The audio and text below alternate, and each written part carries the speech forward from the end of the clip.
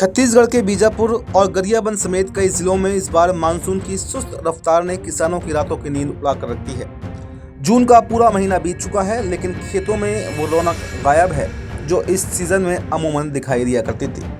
सामान्य से करीब 20% कम बारिश होने के कारण खेत सूखे पड़े हुए हैं और खरीफ की मुख्य फसल धान की बुआई और रोपाई का काम पूरी तरह से अटक गया है। लेकिन मुसीबत यहीं पर खत्म नहीं होती। एक तरफ जहां आसमान से राहत की बूंदें नहीं बरस रही हैं, तो वहीं दूसरी तरफ सरकार ने छत्तीसगढ़ के किसानों और आम जनता की जेब पर बिजली का ऐसा जोरदार करंट मारा है जिसने हर किसी को बेहाल कर दिया है। आइए सबसे पहले बात करते हैं मानसून के इस धोखे की, जिसने बस्तर से लेकर गरियाबंद तक खेती किसानी को करीब 20 दिन पीछे धकेल दिया है। बीजापुर जिले में जून का महीना बिना बरसे ही बीत चुका है, जिससे खेतों में पर्याप्त नमी नहीं बन पाई है। धान के जो खेत इस वक्त पानी से लबालब होने चाहिए थे, वहां आज भी दरारें दिखाई दे रही हैं। कृषि वैज्ञानिकों का भी साफ कहना है कि इस बार देश और प्रदेश में अल नीनो का साफ प्रकोप देखने को मिल रहा है, जिसकी वजह से मानसून की रफ्तार थम गई है। वैज्ञानिक अब गांव-गांव जाकर किसानों को वैकल्पिक खेती अपनाने और कम पानी वाली फसलें लगाने की सलाह भी दे रहे हैं, ताकि खरीफ फसलों के उत्पादन पर इसका सीधा और बड़ा असर न पड़े। गरियाबंद जिले में भी हालात बदतर हैं। वहां जो किसान बोरवेल के सहारे जैसे तैसे अपनी फसल को बचाना चाहते थे, उनके सामने लगातार होने वाली बिजली कटौती और लो वोल्टेज की समस्या एक बहुत बड़ी चुनौती बनकर खड़ी हो गई है। सूखे और लो वोल्टेज की इस मार के बीच में छत्तीसगढ़ की जनता और किसानों पर महंगाई का एक नया बम भी फोड़ दिया गया है।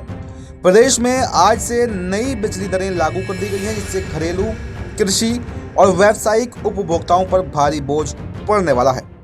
प्रदेश के करीब 76 लाख बिजली उपभोक्ताओं को अब औसतन 6.23% अतिरिक्त बिल चुकाना होगा।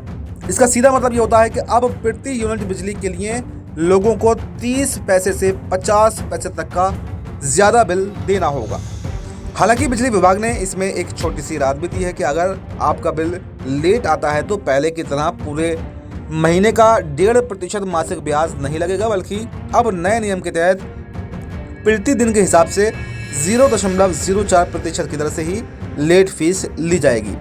लेकिन इस छोटी सी राहत से ज्यादा प्रति यूनिट बढ़े हुए दाम सीधे तौर पर आम आदमी की जेब खाली करने वाले हैं। एक तरफ आसमान से बरसता हुआ बारूद है, यानी तेज धूप है और सूखे खेत हैं, तो दूसरी तरफ बिजली विभाग का ये नया टैरिफ कार्ड है।